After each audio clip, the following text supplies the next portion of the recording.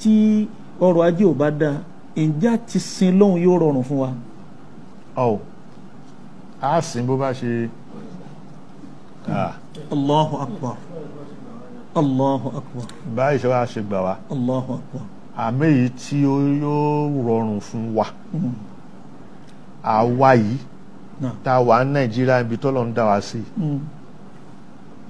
Ká má tó tọwọ́ ara wa fa ogun. Akramakumullah. Iza sami'tum bi ta'un bi ardin. Fala tadkhuluha. Wa iza waqa'a bi ardin wa antum fiha fala takhruju minha. So bá ṣe rán rí mọ́sà jẹ́ wẹ́rẹ́wẹ́rẹ́ ìkara máa jẹ́. Bẹ́ẹ̀ni. Ilẹ̀ tàlùkà. Kí Ọlọ́run kí ó jẹ́ àrí pẹ́. So ó kù. Anakumullah.